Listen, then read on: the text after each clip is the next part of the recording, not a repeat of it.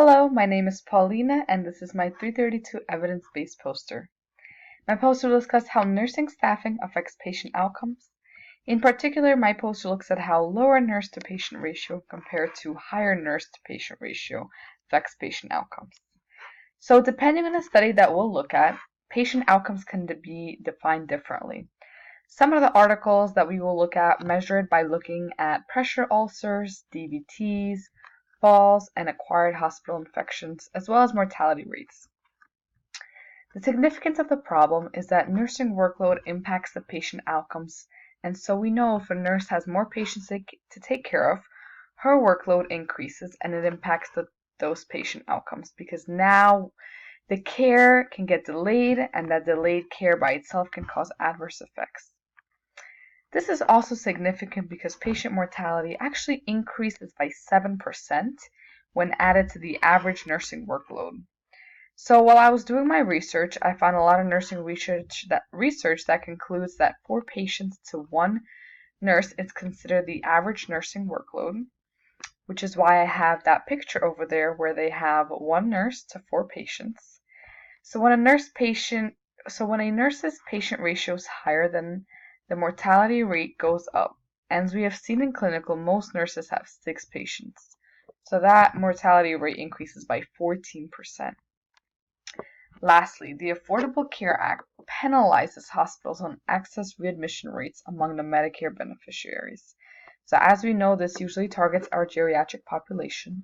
And as we learned in nursing school, the hospital does lose money when patients get acquired hospital infections.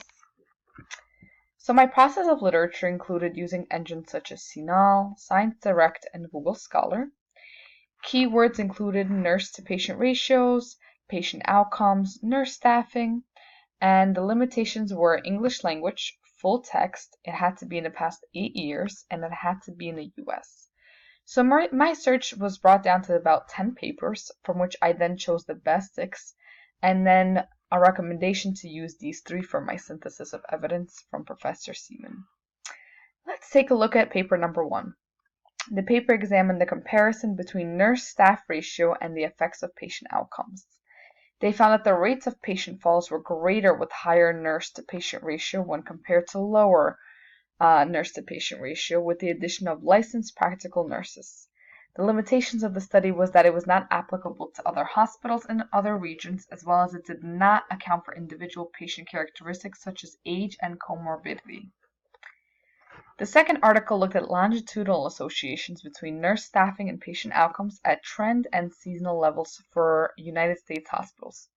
They found that at both trend and seasonal level, that an increase in total nursing staffing were associated with decrease in falls and pressure ulcers. A limitation to the study is there was no patient information that was relating to the diagnosis to determine the acuity of these patients. The third study examined the relationship between change in staffing and patient safety in Florida hospitals. They found that the staffing plays a role in adverse patient outcomes like failure to rescue. A limitation to the study is the validity of patient safety indicators. The recommendation is that we need more research comparing and contrasting patient outcomes with hospitals that have mandated nurse-to-patient ratios. In this case, this will be California. Another recommendation, which has been recommended across several authors in different papers, is that nurses really do need to be a part of the decision-making process when it comes to these ratios. My recommendation, which is based on limitations provided by the papers, is that the decision-making of ratios should be based on acuity and needs of the patient. And I also believe that nursing staff-to-patient ratios need to be included in hospital policies, so that way as nurses, when we do get hired, we are aware of what is expected of us when we come to work. What is the ratio that is expected of us? Because I feel like being in clinical, you never know. There is no expectation. Some nurse can have 4, and another day she can have 6, and it just varies based on the census of the hospital. So in conclusion, adequate nurse staffing levels are extremely important to maintain to avoid adverse patient outcomes, because as we know, nurses are the backbone to patient care and experience.